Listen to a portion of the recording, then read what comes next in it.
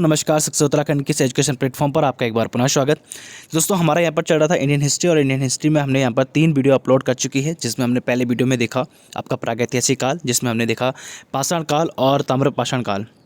दूसरी वीडियो हमारी रही यहाँ पर आपके आदिऐतिहासिक काल की, जिसमें हमने सिंधु घाटी सभ्यता के बारे में पढ़ा, और हमने इसमें देखा था कि आदिऐतिहासिक काल में आपका लिपि का ज्ञान तो हो गया था, परंतु उनकी लिपि को पढ़ा नहीं गया।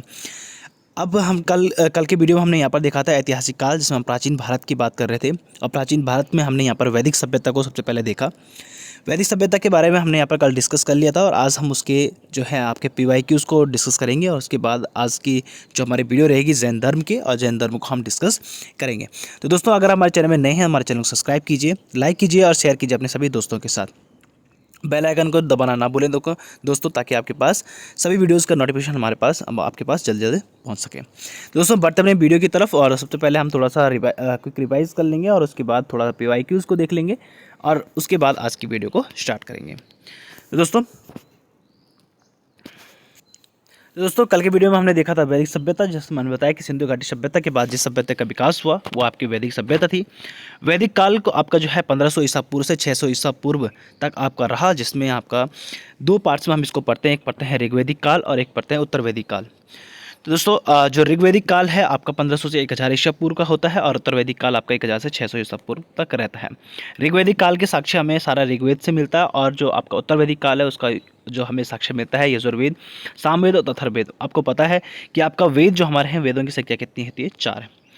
इसमें हमने देखा कि जो आर्य थे वो आपके कहाँ से आए थे? 3 अलग अलग जगहों से ही आए थे। मैक्स मुलर आया था आपका मध्य एशिया से, दिनेश सरस्वती जी आए आपके तिब्बत से, और बाल गंगाधर तिलक जी आए आपके उत्तरी ध्रुव से। तो ये हमारे आर्य थे, और आर्यों का आगमन जो है भारत में हुआ था वैदिक काल में, जिसमें आर्य संस्कृत शब्द है जिसका अर्थ है श्रेष्ठ। ठीक है, आर्य का अर्थ क्या होता है? श्रेष्ठ। ये हमने आपको बताया था।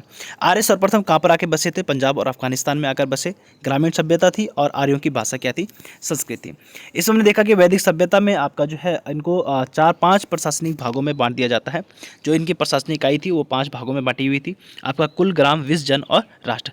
तो सबसे छोटा जो होता था वो कुल होता था, फिर उसके ऊपर ग्राम, उससे ज़्यादा विष, और कई विषों के मिलकर जन बनता था, और कई जन को मिलकर आपका राष्ट्र बनता है। आप इस तरीके से समझ सकते हो कि बहुत सारे कुल जब मिलते थे वो तो वही ग्राम का निर्माण करते थे, बहुत सारे ग्राम जब मिलते हैं विष का निर्माण करते हैं, विष आपका जो है जन बनाता है, और जन, बहुत सारे जन जो होते हैं वो आपका राष्ट्र बनाते हैं।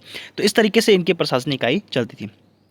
जैसे हमारे यहाँ पर होता है, गांव होते हैं, ठीक है, जिला होता है, राज्य होता है, फिर देश होता है। तो इस तरीके से आपका क्या होता है, इसी प्रकार के इनके जो प्रशासनिक आए थे 5 भागों में बटी थी। वेदों की संख्या हमने यहाँ पर देखी 4, ऋग्वेद, यजुर्वेद, अथर्ववेद, सामवेद। सबसे प्राचीन वेद था आपका ऋग्वेद, 10 मंडल, 1028 सूक्त और 10,462 ऋचाएँ इसमें दी।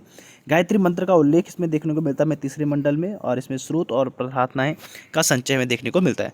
कुल मंत्रों की संख्या थी यहाँ पर 10,580, जिसमें 118 मंत्र आपके दोहराए गए हैं। मूल मंत्र हम कह सकते हैं कि 10,462 इसमें क्या थे? मूल मंत्र थे।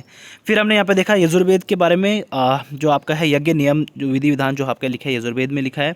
सामवेद में आपके संगीत का जनक कहा जाता है, तो संगीत में जितने भी आपका स्रोत संगीत में श्लोक जो थे आपके सामवेद में हैं। अथर्ववेद में आपकी जो है चिकित्सा, तंत्र, मंत्र, जादू टोना, ये सभी चीज़ आपके किस में आती है? आपके अथर्ववेद में देखने को मिलती है। इसमें 731 मंत्र हैं, लगभग 6,000 पद्य आपके हैं अथर्ववेद में। फिर हमने देखा जो वेद हैं, वेदों की संख्या 4 है, पुराणों की संख्या 18 है, उपनिषद आपके 108 हैं। उपनिषद का सबसे शाब्दिक अर्थ होता है गुरुओं के समीप बैठना, और आपके मुंडकोपनिषद से ही आपके जो हमारे अशोक राष्ट्र चिन्ह है अशोक, उसके नीचे आपके सत्यमेव जयते लिखा है, वो आपके मुंडकोपनिषद से ही लिया गया है। वेदांगों की संख्या 6 ही हमने कल की वीडियो में देख लिया था। वैदिक सभ्यता में आपके जो ऋग्वैदिक समाज था वो आपका 4 वर्णों में डिवाइड था, ब्राह्मण, क्षत्रिय, वैश्य और शूद्र, जो आपके कर्म के आधार पर इनको बांटा गया था, उनके व्यवसाय के आधार पर इनको बांटा गया था। परंतु उत्तर वैदिक काल की हम बात करें दोस्तों, तो उत्तर वैदिक काल में आपका जो है जन्म के आधार पर इसको बांटना शुरू कर दिया गया था। वैदिक काल के देवता की बात करें तो इंद्र, अग्नि, वरुण, सोम और मारुत और रुद्र 6 देवता जो थे इनको काफ़ी इंपॉर्टेंस दिया जाता है, जिसमें सबसे ज़्यादा इंपॉर्टेंस जो है वो आपका इंद्र देवता को दिया जाता है। एक प्रिय देवता सर्वाधिक था, और इसको युद्ध और वर्षा का देवता भी माना जाता है। अग्नि को आग का देवता, वरुण को वायु देवता, सोम को आपका जंगल के देवता, मारुत को तूफान के देवता, और रुद्र को ये सबसे क्रोध वाले देवता माना जाता है। ऋग्वैदिक काल में हमने कुछ नदियाँ देखी, जिसमें हमने आपको इंपॉर्टेंट नदियों के बारे में बताया था कि आपके जैसे सतलज नदी को सुतुद्री, चिनाब नदी को अस्किनी, व्यास नदी को विपाशा, काबुल नदी को कुबा, गंडक नदी को सदानीरा, स्वात नदी को स्वस्तु, रावी नदी को पुरशनी, झेलम नदी को वितस्ता, घग्गर नदी को सरस्वती या दृश्यवती कहा जाता था और कुर्रम नदी को क्रीमु कहा जाता था। तो ये आपके ऋग्वैदिक काल के नाम हैं, आपके जो आज के आधुनिक नदियों के नाम हैं। फिर हमने यहाँ पर देखा कि वैदिक काल में 6 दर्शन हुए आपके, जो है सांख्य दर्शन, न्याय दर्शन, योग दर्शन, वैशेषिक दर्शन, उत्तर मीमांसा और पूर्व मीमांसा। जिसमें आपके सांख्य दर्शन दिया था आपने कपिल ने, महर्षि कपिल ने, न्याय दर्शन दिया महर्षि गौतम ने, योग दर्शन दिया पतंजलि ने, वैशेषिक दर्शन दिया महर्षि कनाड ने, आपका उत्तर मीमांसा महर्षि वदरायण और पूर्व मीमांसा महर्षि जैमिनी ने आपका ये दिया था। तो 6 दर्शन आपके वैदिक काल में देखने को हमें मिलते हैं। फिर वैदिक काल के महत्वपूर्ण तथ्य के बारे में हमने बात की थी कि आर्यों का मुख्य व्यवसाय पशुपालन था, आर्यों का समाज पितृप्रधान था, आपका जो है गाय को अधन्य माना जाने, अधन्य मतलब होता है ना मारे जाने योग्य पशु, ठीक है। सबसे प्रिय पशु यहाँ पर घोड़ा था और सर्वाधिक प्रिय देवता जो था इंद्र था, किसमें, ऋग्वेदिक काल में। आर्यों द्वारा खोजी गई पहली धातु थी आपके लोहा, और ऋग्वेद में सरस्वती नदी सबसे महत्वपूर्ण और पवित्र मानी जाती है। गंगा का उल्लेख यहाँ पर एक बार मिलता है, यमुना का उल्लेख 3 बार मिलता है और सिंधु नदी का उल्लेख आपको यहाँ पर सर्वाधिक बार देखने को मिलता है। फिर उत्तर वैदिक काल में है जिसमें आपको इंद्र की बजाय यहाँ पर प्रजापति को सर्वाधिक प्रिय देवता माना गया। ऋग्वेदिक काल में वर्ण व्यवसाय जो है जन्म के आधार पर होने लगे। और उत्तर वैदिक काल में आपके कुछ हमारे खाद्यान्न फसल थे जिनको अलग अलग नाम से पुकारा जाता है, जैसे जौ को यव कहा जाता, धान यानी चावल को आपका व्रीहि कहा जाता था, उड़द को माड़ कहा जाता था, मूंग को आपका गुदग और गेहूं को गोधूम कहा जाता था और मसूर को मसूर कहा जाता था। तो ये आपका यजुर्वेद में इनका उल्लेख हमें देखने को मिलता है। तो ये नाम भी आपको ध्यान रखना है दोस्तों, क्योंकि एग्जाम में पूछा जाता है कि जौ को आपका यजुर्वेद में क्या कहा जाता है, यानी उत्तर वैदिक काल में क्या कहा जाता, तो यव कहा जाता था। उत्तर वैदिक ग्रंथों में लोहे के लिए आपका लौह अयस्क और कृष्ण अयस्क शब्द का प्रयोग किया गया था। तो अतरंजी खेड़ा में सबसे पहले कृषि संबंधित लौह उपकरण हमें देखने को मिले थे। फिर हम इसके PYQs में आते हैं दोस्तों। यहाँ पर हमारा थ्योरी सेक्शन खत्म हो गया था, तो अब हम PYQs की जो आपने उम्मीद है आपने सारे क्वेश्चंस को सॉल्व किया होगा। तो मैं आपको आंसर बता रहा हूँ, आपको तुरंत इसको करना है। आपसे पूछा गया दोस्तों पूर्व वैदिक और ऋग्वैदिक संस्कृति का काल किसे माना जाता है। तो ऋग्वैदिक संस्कृति का काल किसे माना जाता है दोस्तों, तो मैंने आपको बताया था कि आपका उत्तर वैदिक काल और ऋग्वैदिक काल और उत्तर वैदिक काल 2 पार्ट्स में डिवाइड किया गया था।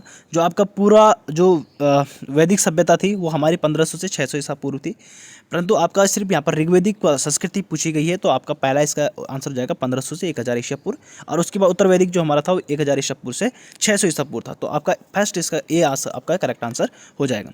उत्तर वैदिक संस्कृति का काल क्या था, अब उत्तर वैदिक पूछा गया तो 1000 से 600 ईसा पूर्व आपका उत्तर वैदिक काल हो जाएगा।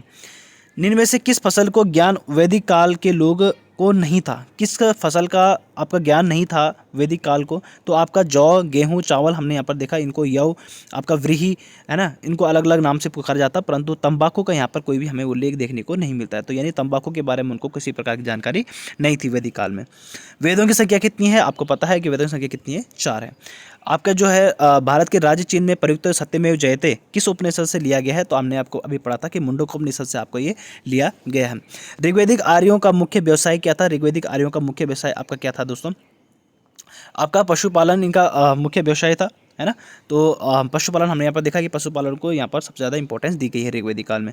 किस देवता के लिए पुरंदर शब्द का प्रयोग किया गया, मैंने आपको बताया कि पुरंदर जो है इंद्र का पर्यायवाची है आपका, तो इंद्र को आपका पुरंदर कहा जाता था। भारतीय संगीत का आदि ग्रंथ माना जाता है, तो भारतीय संगीत का आदि जनक किसे माना जाता है दोस्तों, तो हमने यहाँ पर देखा था कि भारतीय संगीत, मैंने आपको किसने बताया कि सामवेद को आपको क्या है, संगीत का जनक कहा जाता है। और साम का मतलब भी गान होता है, तो गान से आपको ध्यान रखना है दोस्तों, साम का मतलब गान होता है, तो गान आपका क्या है, सामवेद ही आपका संगीत का जनक हो जाएगा। पुराणों की संख्या कितनी है, तो मैंने आपको बताया कि 18 हमारे कितने, 18 पुराण है। पुराण कितने हैं, 18। गायत्री मंत्र किस पुस्तक से लिया गया है, तो आपको पता है कि गायत्री मंत्र जो है ऋग्वेद के 3रे मंडल में हमें देखने को मिलता है। तो ऋग्वेद में आपको गायत्री मंत्र का उल्लेख मिलेगा। ऋग्वेद के कुल कितने मंडल है, तो कुल कितने मंडल हुए ऋग्वेद में, 10 मंडल हुए। कुल कितने मंडल हुए, 10 मंडल आपके ऋग्वेद में देखने को हमें मिलते हैं। वैदिक काल में ब्यास नदी को क्या कहा जाता है, ब्यास नदी को आपका क्या कहा जाता है, विपाशा कहा जाता है। क्या कहा जाता है, विपाशा कहा जाता था आपके ब्यास नदी को। ऋग्वेद में सबसे महत्वपूर्ण पवित्र नदी कौन सी मानी जाती है, अभी हमने ऊपर डिस्कस किया कि आपके सरस्वती नदी को जो है सबसे पवित्र महत्वपूर्ण नदी माना जाता है। भारत के किस स्थान की खुदाई को लोह धातु के प्रचलन प्राचीनतम प्रमाण मिले हैं, तो कहाँ से दोस्तों, अतरंजी खेड़ा से आपका क्या है, लोहे के जो कृषि उपकरण थे, ठीक है, जो लोहे से बने थे, वही आपको कहाँ से मिला था, हमें अतरंजी खेड़ा से मिला था, अभी हमने ऊपर पढ़ा था। योग दर्शन दर्शन के प्रतिपालक कौन है? योग दर्शन के प्रतिपालक हमने किसको देखा दोस्तों? आपका पतंजलि। पतंजलि को आपके योग दर्शन के प्रतिपालक माना जाता है। और दोस्तों आपको यहाँ पर रिलेट कर सकते हो, जैसे आपका जो रामदेव बाबा है वो योग करते हैं, है ना, योग करते हैं, तो वहाँ पर उनका क्या चलता है? पतंजलि नाम से उनका प्रोडक्ट बिकता है। तो पतंजलि आपको दोस्तों यहाँ पर रखना है कि योग दर्शन, योग संबंध किससे है? पतंजलि से है। तो ये आपको दोस्तों ध्यान रखना है। दोस्तों अपने एनवायरनमेंट में कुछ भी चीज़ें आपकी होती हैं, उन चीज़ों से इनको रिलेट किया जाएगा, तभी आपको आंसर याद होंगे। किस वेद में जादुई माया और वशीकरण का वर्णन है? ठीक है, जादुई माया और वशीकरण का वर्णन है। तो मैंने आपको क्या बताया? जादू टोना है ना, आयुर्वेद, इन चीज़ों का क्या है आपका किस में मिलता है? हमको अथर्ववेद मिलता है। किस में मिलता है? अथर्ववेद में आपको देखने को मिलता है। आर्य शब्द इंगित है। आर्य शब्द किस में इंगित है? आर्य शब्द का मतलब क्या होता है? मैंने आपको क्या बताया है? आर्य का अर्थ होता है श्रेष्ठ। तो क्या है? श्रेष्ठ वंश को इंगित करता है। आर्य क्या करता है? श्रेष्ठ वंश को इंगित करता है। आर्य भारत में संभवतः आए। कहाँ से आए दोस्तों? आपका मध्य एशिया से आए थे। कहाँ से आए? मध्य एशिया से आपके आए थे। गोत्र व्यवस्था का प्रचलन कब आई? गोत्र व्यवस्था का प्रचलन कब, यानी जन्म के आधार पर आपको कब इनको वर्ण को बांटा जाने लगा? गोत्र मतलब होता है जन्म के आधार पर। तो जन्म के आधार पर कब बांटा जाना स्टार्ट होगा? तो आपका उत्तर वैदिक काल। मैंने आपको क्या बताया? ऋग्वैदिक काल में क्या होता था? उनके व्यवसाय के आधार पर बांटा जा रहा था, परंतु जन्म के आधार यानी गोत्र के आधार पर आपको जब बांटा जाने लगा, तो वो किस में? आपका उत्तर वैदिक काल में हमने देखने को मिला था कि उत्तर वैदिक काल में आपको जन्म के आधार पर व्यवसाय के आधार पर ना होके आपका जन्म के आधार पर इनको बांटा जाना लगा। अच्छा, वैदिक युग में यव किसे कहा जाता है? हमने अभी बताया कि वैदिक काल में क्या है? विभिन्न खाद्यान्नों को अलग अलग नाम से जाना जाता है। मैंने अभी डिस्कस किया था। तो वैदिक युग में आपका यव किसे कहा जाता है दोस्तों? आपका यव जौ को कहा जाता है। क्या कहा जाता है? जौ को आपका यव कहा जाता था। व्रीहि किसे कहा जाता है? व्रीहि शब्द किसके लिए प्रयुक्त हुआ? चावल के लिए आपका व्रीहि शब्द का प्रयुक्त हुआ है। ठीक है, व्रीहि शब्द किसके लिए प्रयुक्त हुआ? आपका चावल के लिए प्रयुक्त हुआ है। प्राचीनतम पुराण कौन सा है दोस्तों? तो हमको बताया कि आपको जो मत्स्य पुराण है वो सबसे प्राचीनतम पुराण माना जाता है। तो मत्स्य पुराण जो होता है सबसे प्राचीन पुराण माना जाता है। ऋग्वैदिक काल के सबसे प्रधान देवता कौन थे? तो ऋग्वैदिक काल के सबसे प्रधान देवता कौन थे? इंद्र। कौन थे? इंद्र। परंतु उत्तर वैदिक काल की बात करें तो वहाँ पर कौन आ जाता है? प्रजापति आ जाता है। कौन आ जाता है? प्रजापति आ जाते हैं आपके उत्तर वैदिक काल में। किसमें? उत्तर वैदिक काल में। उत्तर वैदिक काल जो हमारा है, ठीक है, उसमें आपके जो है प्रजापति को सबसे इंपॉर्टेंट माना जाता है। उत्तर वैदिक काल में किस देवता का सर्वोच्च स्थान है? तो उत्तर वैदिक काल में अभी मैंने आपको बताया उत्तर वैदिक काल में किसको माना जाएगा? प्रजापति को। तो सी इसका करेक्ट आंसर हो जाएगा। और ऋग्वैदिक काल में इंद्र को का इंपॉर्टेंट माना जाता था। संस्कारों की संख्या कुल कितनी है? तो संस्कारों की संख्या कितनी है दोस्तों? आपका 16। तो सी आपके यहाँ 16 संस्कार हमारे हैं। ठीक है, तो जो वैदिक सभ्यता था उसमें आपके कितने संस्कार थे? 16 संस्कार थे। ऋग्वेद में अगण्य वध योग्य नहीं शब्द का प्रयोग किसके लिए किया गया है? तो मैंने आपको बताया कि गाय को क्या है? अगण्य माना गया। क्या मैं अगण्य माना गया? अगण्य का मतलब होता है जिसको जो मारने योग्य ना हो। तो यानी गाय को आपका क्या है? अगण्य माना गया। तो 20 का करेक्ट आंसर हो जाएगा। निम्न में से किसे भारतीय परमाणुवाद का जनक कहा जाता है? तो भारतीय परमाणुवाद का जनक किसे कहा जाता है दोस्तों? तो भारतीय परमाणुवाद का जनक कहा जाता है आपको महर्षि कणाद को। किसको? महर्षि कणाद को आपको जो है परमाणुवाद का जनक माना जाता है। ऋग्वेद में कितने सूक्त हैं? तो हमने आपको बताया कि 1028 क्या है आपके ऋग्वेद में सूक्त हैं। ठीक है, 10 मंडल है, 1028 सूक्त है ना। गायत्री मंत्र की रचना किसने की थी? आपके गायत्री मंत्र की रचना किसने की है? विश्वामित्र ने। किसने की? महर्षि विश्वामित्र ने आपकी गायत्री मंत्र की रचना की थी। आर्यों का प्रिय पशु कौन सा था? तो आर्यों का प्रिय पशु कौन था? आपका घोड़ा। तो ये इसका करेक्ट आंसर हो जाएगा। ऋग्वेद में सबसे अधिक बार किस नदी का उल्लेख है? तो मैंने आपको बताया कि सिंधु नदी का उल्लेख सबसे अधिक हमें देखने को मिलता है बी, जिसमें आपका यमुना का 3 बार, ठीक है, यमुना का 3 बार और गंगा का 1 बार उल्लेख देखने को मिलता है। ठीक है, तो सभी से पवित्रम नदी जो आपका सरस्वती को माना जाता है, परंतु सबसे ज़्यादा उल्लेख जो है सिंधु नदी का यहाँ पर देखने को मिलता है। ठीक है, गंगा का 1 बार मिलता है और यमुना का 3 बार मिलता है। ये तीनों आपसे क्वेश्चन बन सकते हैं दोस्तों, आपको ध्यान रखना है। आर्यों की भाषा कौन सी थी? तो हमने आपको बताया कि आर्यों की भाषा आपकी क्या थी? संस्कृत आपकी आर्यों की भाषा थी। आर्यों की सभ्यता कैसी थी? तो आर्यों की सभ्यता कैसी थी? आपकी ग्रामीण थी। कैसी थी? ग्रामीण। और सिंधु घाटी सभ्यता की कैसी थी दोस्तों? आपका शहरी थी। परंतु आर्यों की सभ्यता कैसी थी? आपकी ग्रामीण। उपनिषदों की संख्या कितनी है? तो उपनिषदों की संख्या कितनी है आपकी? 108। बी ए आपका करेक्ट आंसर हो जाएगा। तो 108 आपकी क्या होगा? उपनिषदों की संख्या हो गई। तो ये दोस्तों हमारे इंपॉर्टेंट क्वेश्चंस जो हमने आप आज के जो हमारे कल का PYQ उसमें छूट गया था। ठीक है, तो इसके आंसर उम्मीद है आप दोस्तों आपके अच्छे यहाँ पर मार्क स्कोर आपने किया होगा, अच्छे से आपको समझ में आ रहा होगा। तो दोस्तों अब बढ़ते हैं आज की वीडियो की तरफ। तो दोस्तों हम बात कर रहे थे जैन धर्म की, और जैन धर्म आपका जो है प्राचीन भारत का दूसरा पार्ट हमारा यहाँ पर रहता है। तो जैन धर्म के संस्थापक आपका सबसे पहले किसे माना जाता है, आपके प्रथम तीर्थंकर जो हुए ऋषभदेव। ठीक है, तो आपसे किसी प्रकार से क्वेश्चन बन सकता है जैन धर्म का संस्थापक कौन है, या आपसे पूछा जाए कि जैन धर्म के प्रथम तीर्थंकर कौन थे, तो वो थे आपके दोस्तों ऋषभदेव। कौन थे? ऋषभदेव। इनके बारे में बात करें दोस्तों, जो स्वयं तप के माध्यम से आत्मज्ञान करते हैं और जो संसार रूप सागर से पार लगाने वाले तीर्थ की रचना करते हैं, उन्हें हम तीर्थंकर कहते हैं। क्या कहते हैं?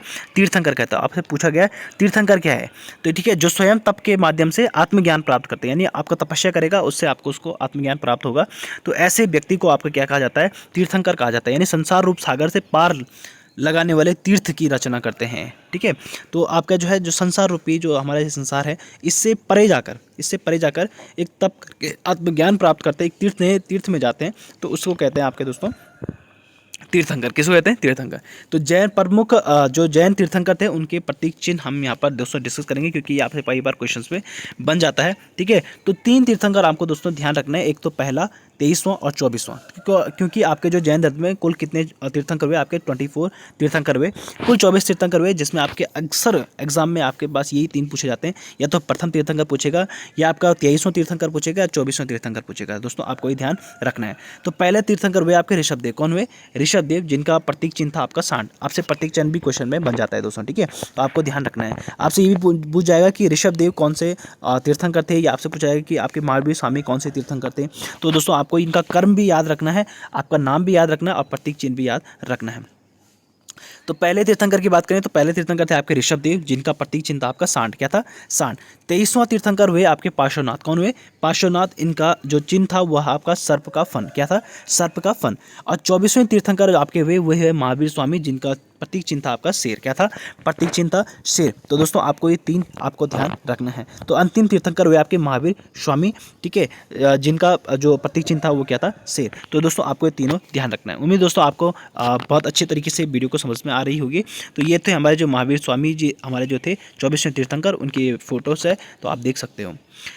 अब दोस्तों हम बात करते हैं जैन धर्म के 23वें तीर्थंकर जो आपके पार्श्वनाथ थे। इन्हें आपका झारखंड के सम्मेद शिखर पर ज्ञान की प्राप्ति हुई थी। कहाँ पर हुई थी? सो सम्मेद शिखर पर आपको इनको ज्ञान की प्राप्ति हुई है, और सम्मेद शिखर आपको कहाँ पर है? झारखंड में। तो जो जैन धर्म के 23वें तीर्थंकर हुए पार्श्वनाथ, ठीक है, इनको कहाँ से ज्ञान प्राप्त हुई थी? तो झारखंड के सम्मेद शिखर पर इनको क्या हुई थी? ज्ञान की प्राप्ति हुई। इन्होंने 4 नियम दिए थे दोस्तों। इन्होंने ज्ञान प्राप्ति की बात किया है, इन्होंने 4 नियम दिए, जिनको चतुरायन धर्म कहा जाता है। क्या कहा जाता है? चतुरायन धर्म कहा जाता है। तो इन्होंने 4 नियम यहाँ पर बताए थे। पहला था आपका दोस्तों हिंसा न करना, दूसरा सदा सत्य बोलना, तीसरा चोरी न करना, और संपत्ति करना रखना। ठीक है, तो हिंसा, सदा सत्य बोलना, हिंसा, सत्य, चोरी और संपत्ति। ठीक है, तो हिंसा नहीं करनी है, सदा सत्य बोलना है, ठीक है, चोरी कभी नहीं करनी है, और संपत्ति नहीं रखनी है। ऐसा आपके 4 नियम किसने बनाए थे? आपके दोस्तों पार्श्वनाथ जी ने बनाए थे, जो कि आपके 23वें तीर्थंकर वे जैन धर्म के। पार्श्वनाथ के स्वामी की लगभग 250 वर्ष पहले इनको क्या हुई थी? ज्ञान की प्राप्ति हुई थी। पार्श्वनाथ महावीर स्वामी से लगभग 250 वर्ष पहले हुए थे, है ना। 250 वर्ष के बाद आपके महावीर स्वामी जो है वो 24वें तीर्थंकर बने। इससे पहले 23वें तीर्थंकर जो थे वो उनसे 250 वर्ष पहले पैदा हुए थे, है ना। तो उनसे पहले ये थे आपके महावीर जो जैन धर्म के तीर्थंकर थे। महावीर स्वामी 24वें तीर्थंकर हुए। अब महावीर स्वामी के बारे में थोड़ा डिस्कस कर लेते हैं दोस्तों। ये आपके 24वें तीर्थंकर थे। अंतिम तीर्थंकर आपके महावीर स्वामी हुए, जिन्हें जैन धर्म का वास्तविक संस्थापक कहा जाता है। तो जैन धर्म का वास्तविक संस्थापक किसे कहा जाता है? महावीर स्वामी जी को कहा जाता है। और ये आपके जो है अंतिम तीर्थंकर हुए आपके किसके? जैन धर्म के। संसारिक जीवन इनका किस तरीके से था? आपके महावीर स्वामी का जन्म 540 ईसा पूर्व में गुंडग्राम वैशाली में हुआ था। तो आपका ईसा पूर्व यानी ईसा मसीह के जन्म से 540 वर्ष पूर्व आपका जो है महावीर स्वामी जी का जन्म हुआ था। इनके बाद अभी तक कोई भी तीर्थंकर आपके नहीं बने हैं जैन धर्म में। तो आपके 24वें तीर्थंकर हुए 540 ईसा पूर्व में कुंडग्राम में इनका जन्म हुआ था। इनके पिता का नाम था सिद्धार्थ, क्योंकि दोस्तों आपके जो अंतिम तीर्थंकर थे ये, और इनको वास्तविक संस्थापक कहा जाता है, इसलिए इनके बारे में काफ़ी डिटेल्स में पूछा जाता है। जैसे आपके पिता का नाम पूछा जा सकता है, माता का नाम इनका त्रिशला था, ठीक है, भाई का नाम इनका नंदीवर्धन था, पत्नी का नाम यशोदा था, पुत्री का नाम प्रियदर्शिनी था, और दामाद का नाम इनका जमाली था। जमाली इनके पहले आपके जो है शिष्य बने थे। ये भी आपको दोस्तों ध्यान रखना, अभी हम आगे डिस्कस करेंगे। तो आपके इनके पत्नी का नाम, इनके माता का नाम, पिता का नाम आपसे कई बार पूछा जा सकता है। और प्रियदर्शिनी इनकी पुत्री का नाम था, तो पुत्री का नाम भी इनका पूछा जाता है। तो पिता का नाम था सिद्धार्थ, माता का नाम था त्रिशला, भाई का नाम था नंदीवर्धन, पत्नी का नाम था यशोदा, पुत्री का नाम था प्रियदर्शिनी और दामाद का नाम था जमाली। दोस्तों आपको ध्यान रखना है। महावीर स्वामी जी के पिता पिता जो है आपके कुंडग्राम के ज्ञात्रिक वंश के राजा थे। क्या थे? ज्ञात्रिक वंश के राजा थे। तो ये अच्छे परिवार थे दोस्तों, राजा की फैमिली के थे, है ना, वंशज के थे। परंतु इन्होंने सब चीज़ का त्याग करके, अपना राजपाट त्याग करके इन्होंने तपस्या को इम्पोर्टेंस दी और वहाँ पर आपके जो है जैन धर्म के ये 24वें तीर्थंकर बने। महावीर स्वामी जी का बचपन का नाम वर्धमान था। दोस्तों अक्सर पेपर में बन जाता है कि महावीर स्वामी जी का बचपन का नाम क्या था। तो दोस्तों आपको ध्यान रखना है, इनके बचपन का नाम था आपका वर्धमान। क्या था? वर्धमान। दोस्तों आपको ध्यान रखना, इनके आध्यात्मिक जीवन की बात करें दोस्तों तो महावीर स्वामी जो है 30 वर्ष की उम्र में अपने माता पिता की मृत्यु के पश्चात अपने बड़े भाई नंदीवर्धन से अनुमति लेकर संन्यास जीवन को स्वीकार किया था। तो 30 वर्ष की आयु में ही इन्होंने आपका संन्यास ले लिया था। इनके बड़े भाई थे आपके नंदीवर्धन, ठीक है। तो नंदीवर्धन से इन्होंने आज्ञा ली और उनको राजपाट सौंप कर अपना क्या है 30 वर्ष की आयु में इन्होंने संन्यास ले लिया था। 12 वर्षों की कठिन तपस्या के बाद इन्होंने महावीर स्वामी जी आपके जो है रिजुपालिका नदी, कौन सी नदी? आपसे क्वेश्चन मोस्ट इंपॉर्टेंट दोस्तों, आपको ध्यान रखना है, रिजुपालिका नदी। तो आपसे बन जाता है क्वेश्चन कि महावीर स्वामी को किस नदी के तट पर आपका जो है ज्ञान की प्राप्ति हुई थी? तो कौन सी? रिजुपालिका नदी। तो आपको रिजुपालिका नदी यहाँ पर ध्यान रखना है। और कौन से वृक्ष? आपका साल वृक्ष। तो साल वृक्ष के नीचे आपको इन्होंने तपस्या की थी, जहाँ पर इनको ज्ञान की प्राप्ति हुई। और इन्होंने जैन धर्म में जो है ज्ञान की प्राप्ति को क्या कहा जाता है? कैवल्य कहा जाता है। क्या कहा जाता है? कैवल्य। तो आपसे क्वेश्चन इस तरीके से बन सकता है कि महावीर स्वामी जी को कैवल्य की प्राप्ति कहाँ पर हुई, है ना। तो दोस्तों आपको इस तरीके से याद रखना है कि आपसे अगर पूछा जाए कैवल्य की प्राप्ति कहाँ पर हुई या ज्ञान प्राप्ति कहाँ पर हुई, तो दोनों का आंसर सेम होगा दोस्तों, आपको रिजुपालिका नदी के किनारे साल वृक्ष के नीचे, ठीक है। साल वृक्ष के नीचे, रिजुपालिका नदी के किनारे आपका साल वृक्ष के नीचे आपको इनको क्या है ज्ञान की प्राप्ति हुई, यानी कैवल्य की प्राप्ति हुई थी। तो कैवल्य का मतलब ही हुआ कि ज्ञान की प्राप्ति होती है दोस्तों। ये जैन धर्म में आपको कैवल्य कहा जाता है ज्ञान प्राप्ति को। तो इसलिए आपको कंफ्यूज नहीं होना है दोस्तों, है ना। आपसे पूछा जाए कि आपका कैवल्य की प्राप्ति कहाँ पर हुई, तो रिजुपालिका नदी और साल वृक्ष के नीचे। ज्ञान की प्राप्ति कहाँ पर हुई? रिजुपालिका नदी, साल वृक्ष के नीचे। तो आपको इस तरीके से ध्यान रखना है। इसी समय आपके महावीर स्वामी को अरहत यानी पूज्य, निर्ग्रंथ यानी बंधनहीन और जिन यानी विजेता कहलाए। तो इसी समय आपके जो है जब उनको ज्ञान की प्राप्ति हुई तो उसके बाद इनको क्या है पूज्य कहा गया, यानी अरहत कहा गया। क्या अरहत कहा गया है। तो अरहत क्यों कहा गया दोस्तों इनको? क्योंकि अरहत का मतलब होता है पूज्य, यानी जो पूजनीय होते हैं। तो उस समय से आपको जो है महावीर स्वामी जी को पूजा जाने लगा। निर्ग्रंथ यानी बंधनहीन, जो किसी भी चीज़ के बंधन में नहीं रहते हैं, ठीक है। तो निर्ग्रंथ और जिन मतलब होता है विजेता, तो इनको विजेता भी कहा गया। तो अरहत, निर्ग्रंथ और जिन आपके क्या है महावीर स्वामी जी को कहा गया। तब जब उनको ज्ञान की प्राप्ति हो गई। महावीर स्वामी जी ने अपने उपदेश प्राकृत भाषा में दिए। तो आपसे क्वेश्चन बनता है दोस्तों कि आपके महावीर स्वामी जी का जन्म जो उपदेश थे वो किस भाषा में थे? तो इन्होंने किस भाषा में अपने उपदेश दिए थे दोस्तों? प्राकृत भाषा में आपके महावीर स्वामी जी ने उपदेश दिए थे। इन्होंने पहला उपदेश जो है राजगीर में दिया था। कहाँ पर दिया था? राजगीर में। तो दोस्तों जो भी पॉइंट मैंने यहाँ पर लिखे हैं दोस्तों, वो एग्जाम के पॉइंट ऑफ व्यू से very very very very important है और हर एक पॉइंट से आपका क्वेश्चन पेपर में बनता ही बनता है। मैं वही यहाँ पर दोस्तों आपको पढ़ा रहा हूँ जिससे आपका सिलेक्शन हो सकता है। तो दोस्तों आपको ध्यान देना है और अच्छे से इसको पढ़ना है। तो क्या पढ़ेंगे हम वही जो हमें सिलेक्शन दिलाए, ठीक है। क्योंकि हमें पीएचडी तो करनी नहीं है, हमें यहाँ पर सिलेक्शन लेना है। तो पॉइंट टू पॉइंट हमें वही चीज़ पढ़नी है जो आपके एग्जाम के लिए इंपॉर्टेंट है, यानी जो आपके एग्जाम में बन सकता है, जिसकी पॉसिबिलिटी आपके पास बहुत ज़्यादा रह जाती है। तो दोस्तों सबसे पहले इन्होंने कहाँ पर उपदेश दिया था? तो आपका इन्होंने सबसे पहले राजगीर में उपदेश दिया। कहाँ पर दिया था? राजगीर में उपदेश दिया था। और अंतिम उपदेश जो है महावीर स्वामी जी का कहाँ पर रहा? आपका पावापुरी में। कहाँ पर? पावापुरी में। और इनके महावीर स्वामी के जो प्रथम भिक्षु बने, यानी प्रथम जो इनके शिष्य बने, उनकी ही दामाद थे आपके जमाली। कौन थे?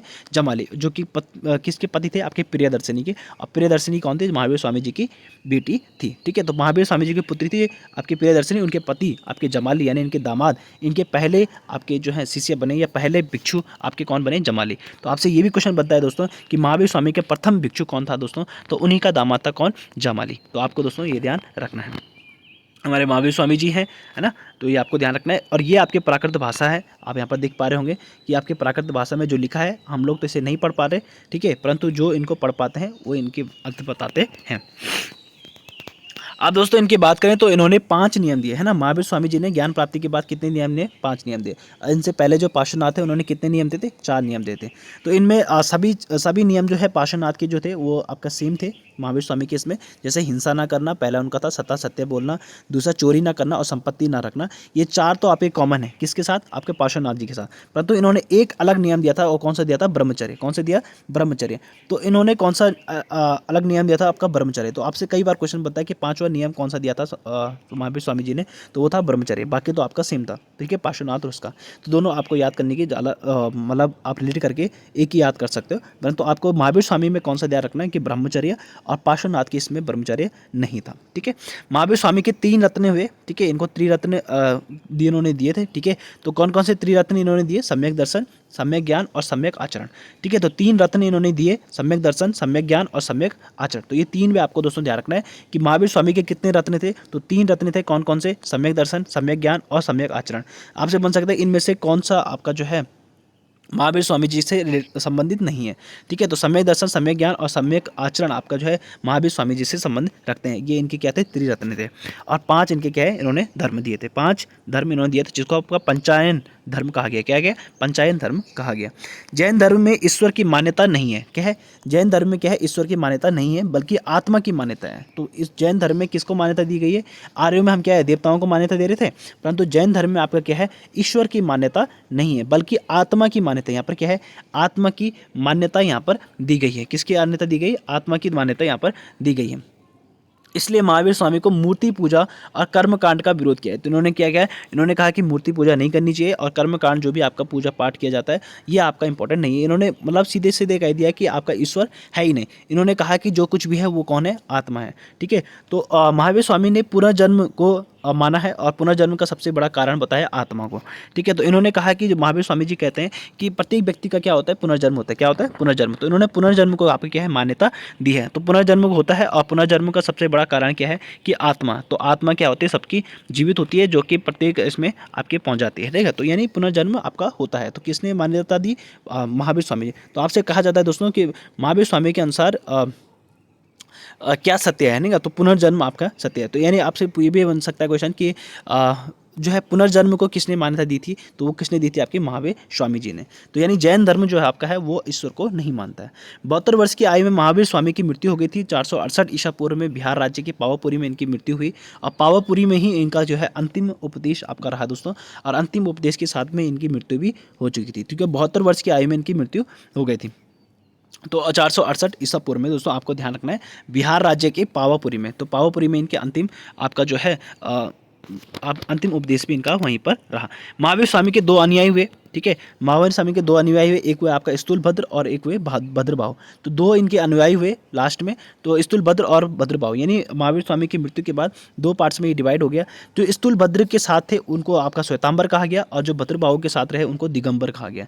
तो श्वेतांबर और दिगंबर में क्या फ़र्क है दोस्तों, श्वेतांबर जो आपके श्वेत वस्त्र को धारण करते थे, ये भी आपके महावीर स्वामी यानी जैन धर्म के ही शिष्य हुए, महावीर स्वामी के अनुयायी हुए। तो श्वेतांबर जो श्वेत वस्त्र को धारण करते थे, और जो दिगंबर थे वो नग्न रहकर तपस्या करते थे, ठीक है। तो नग्न रहकर रहने वाले उनको दिगंबर कहा गया, और श्वेत वस्त्र धारण करने वाले को श्वेतांबर कहा गया। तो एक तो आपको दोस्तों ध्यान रख सकते हो, श्वेत से श्वेत वस्त्र, और दिगंबर से आपको दोस्तों दूसरा आपको ध्यान रखना है कि एक आपके सफ़ेद कपड़े पहनते थे, एक आपके नग्न अवस्था में रहते थे। मौर्य काल में 12 वर्ष की भीषण अकाल पड़ा। मौर्य काल में आपका जो है 12 वर्ष में भीषण अकाल पड़ा था, जिसके कारण आपका भद्रबाहु अपने अनुयायियों के साथ दक्षिण भारत के कर्नाटक चले गए थे। उनके साथ चंद्रगुप्त मौर्य भी गए, और इन्होंने कर्नाटक के स्वर्ण बेलगोला में संलेखना विधि द्वारा अपने प्राण त्याग दिए थे। तो चंद्रगुप्त मौर्य भी इनके साथ गए थे। तो जो आपके भद्रबाहु थे, ठीक है, भद्रबाहु थे, ये आपके क्या है दक्षिण भारत के कर्नाटक चले गए थे, ठीक है। तो ये इनके एक अनुयायी थे, ठीक है। जब आपका मौर्य काल में बहुत ज़्यादा भीषण अकाल पड़ गया था, तो उस समय चंद्रगुप्त मौर्य जो थे वो आपके जो है भद्रबाहु के साथ आपके कर्नाटक चले गए थे, और वहीं इन्होंने श्रवण बेलगोला में संलेखना विधि द्वारा क्या है अपना प्राण त्याग कर लिया था। तो आपसे पूछा जाता है दोस्तों कि भद्रबाहु का मृत्यु कैसे हुई, या आपका चंद्रगुप्त मौर्य ने अपने प्राण किस तरीके से त्यागे, तो संलेखना विधि द्वारा त्यागा था। कौन सी विधि, संलेखना विधि। तो श्रवण बेलगोला कहाँ पर, श्रवण बेलगोला जो आपका कर्नाटक में पड़ता है। जैन धर्म के प्रचार के 2 जैन संगीतियाँ हुई, ठीक है। 2 जैन धर्म की कुल 2 संगीतियाँ हुई दोस्तों आपकी। प्रथम आपका है 300 ईसा पूर्व में हुई थी पाटलिपुत्र में, और दूसरा हुआ था आपका दोस्तों 6ठी शताब्दी में बल्लभी गुजरात में। कहाँ पर, बल्लभी गुजरात में 512 ईसा पूर्व ईस्वी में। तो प्रथम जो आपका 300 ईसा पूर्व में पाटलिपुत्र में हुआ था वो स्थूलभद्र द्वारा कराया गया था। और द्वितीय जो जैन संगीति हुई थी वो आपकी 6ठी शताब्दी में यानी 512 ईस्वी में बल्लभी में हुई थी। कहाँ पर? बल्लभी। बल्लभी आपका कहाँ पर है? गुजरात में पड़ता है। और ये आपका किसकी अध्यक्षता में हुआ था? छम्मा श्रवण की अध्यक्षता में हुआ, यानी छम्मा श्रवण द्वारा ये जैन संगीति कराई गई थी। जैन धर्म के कुछ प्रमुख राजा हुए दोस्तों, जैन धर्म जो उन्होंने जैन धर्म को अपनाया था, जैसे उदयन हो गया, वंदराजा हो गया, चंद्रगुप्त मौर्य, कलिंग नरेश खारवेल, आपका राष्ट्रकूट राजा अमोघवर्ष और चंदेल शासक। तो ये प्रमुख जैन धर्म के राजा हुए दोस्तों जिन्होंने जैन धर्म को अपनाया था। तो ये दोस्तों आपको ये भी ध्यान रखना है कि आपसे पूछा जाए कि उदयन किस धर्म से रिलेटेड थे, तो आपके जैन धर्म को इन्होंने अपनाया था। आपसे चंद्रगुप्त मौर्य किस धर्म से रिलेटेड थे? आप किससे? जैन धर्म से थे। ठीक है, तो इनके नाम आपको दोस्तों ध्यान रखना है, उदयन, वंदराजा, चंद्रगुप्त मौर्य, कलिंग नरेश खारवेल, आपके राष्ट्रकूट राजा अमोघवर्ष और आपका चंदेल शासक, आपको ध्यान रखना है। श्वेतांबर और दिगंबर में क्या अंतर था दोस्तों? इन अंतरों को आप जान लें तो आपके लिए एग्जाम के इसमें आपको थोड़ा आसान हो जाएगा। जो श्वेतांबर थे ये स्थूलभद्र इन्होंने प्रारंभ किया था और दिगंबर जो है भद्रभाव ने प्रारंभ किया था। श्वेतांबर जो आपका सफ़ेद वस्त्र पहनते थे, आपका दिगंबर निर्वस्त्र होते थे। श्वेतांबर के अनुसार आपका जो है महिलाओं को मोक्ष मिल सकता है, परंतु दिगंबर के अनुसार महिलाओं को मोक्ष नहीं मिल सकता है। क्योंकि ठीक है, आपका जो श्वेतांबर है 1900 तीर्थंकर हुए मल्लिनाथ जो कि महिला थी, और आपके जो दिगंबर थे 1900 तीर्थंकर थे आपके मल्लीनाथ जो कि आपके पुरुष थे। दोनों दोस्तों मल्लीनाथ हैं, परंतु आपके श्वेतांबर में ये महिला है और दिगंबर में ये पुरुष है। ठीक है, दिगंबर इसको पुरुष मानता है और श्वेतांबर जो है आपके इनको महिला मानता है। ठीक है, तो श्वेतांबर के अनुसार जो 1900 तीर्थंकर हुए मल्लीनाथ थे वो एक महिला थी, और दिगंबर के अनुसार जो 1900 तीर्थंकर जो जैन धर्म के हुए वो एक पुरुष थे। ठीक है, मल्लीनाथ। इनके अनुसार जो है महावीर स्वामी विवाहित थे। ठीक है, श्वेतांबर के अनुसार क्या थे? महावीर स्वामी विवाहित थे, परंतु दिगंबर के अनुसार ही महावीर स्वामी जो है विवाहित नहीं थे। दोस्तों आपको ध्यान रखना है। जैन साहित्य की बात करें दोस्तों, जैन साहित्य आपका जो है किसी एक काल की रचना नहीं है। जैन साहित्य क्या है? किसी एक काल की रचना नहीं है, इसका संकलन जो है विभिन्न कालों से हुआ है। ठीक है, तो भिन्न भिन्न कालों में इसका जो है रचना इसकी हुई है, तो एक काल में इसकी जैन साहित्य की रचना नहीं हुई है। जैन साहित्य को आगम कहा गया है। क्या कहा जाता है? आगम का। जैन साहित्य को आगम कहा जाता है। क्या कहा जाता है? आगम कहा जाता है, और आगम का अर्थ होता है सिद्धांत। क्या कहता है? सिद्धांत। तो आगम का अर्थ क्या होता है? सिद्धांत। तो जैन साहित्य क्या है? सिद्धांत है। तो जैन साहित्य को आगम कहा जाता है। क्या कहा जाता है? आगम। इसमें आपके जो है 12 अंग हैं, 12 उपांग हैं, 10 प्रकीर्ण है, 6 आपके छेद सूत्र हैं और 4 मंगल सूत्र हैं। तो यह दोस्तों आपको ध्यान रखना है कि आपके पूछा जाए कि जैन साहित्य में कितने अंग हैं, तो 12 अंग हैं। कितने उपांग हैं? तो 12 उपांग हैं। कितने प्रकीर्ण हैं? तो आपके 10 प्रकीर्ण हैं। और कितने सूत्र हैं? छेद सूत्र हैं, तो आपके 6 छेद सूत्र हैं, और 4 आपका क्या है? मंगल सूत्र हैं। दोस्तों आपको ध्यान रखना है। प्रमुख जैन मंदिर की बात करें दोस्तों, तो मौर्य काल में मथुरा जैन धर्म का प्रमुख केंद्र माना जाता है दोस्तों। किसमें? मथुरा को। तो मथुरा को आपके जैन धर्म का प्रमुख केंद्र माना जाता है, और मथुरा कला का संबंध भी जैन धर्म से है। तो मथुरा कला जो है उसका संबंध भी आपका किससे? जैन धर्म से है। तो मौर्य काल में मथुरा में ही आपका जो है जैन धर्म का प्रमुख केंद्र था। कर्नाटक के चामुंड शासकों के श्रवणबेलगोला में विशाल बाहुबली की मूर्ति, गोमतेश्वर की मूर्ति का निर्माण करवाया था। किसने? चामुंड शासक ने श्रवणबेलगोला में विशाल बाहुबली की मूर्ति, आपकी गोमतेश्वर मूर्ति आपके बनाई थी, जो कि आपके जैन धर्म से संबंधित है। मध्य प्रदेश में चंदेल शासक ने खजुराहो में जैन मंदिरों का निर्माण कराया था। तो किसने? चंदेल शासकों ने भी आपका क्या है? खजुराहो में जैन मंदिर का निर्माण कराया था। राजस्थान के माउंट आबू में दिलवाड़ा के प्रसिद्ध जैन मंदिर का भी निर्माण कराया था। किसने? राजस्थान के माउंट आबू पर ही दिलवाड़ा के प्रसिद्ध जैन मंदिर का निर्माण है। ठीक है, तो प्रसिद्ध जैन मंदिर आपका जो है दिलवाड़ा में है, जो कि माउंट आबू पर बना हुआ है। तो दोस्तों आप हमारा यहाँ पर थ्योरी सेक्शन खत्म होता है, और इसके बाद हमारा जो PYQ शुरू होते हैं।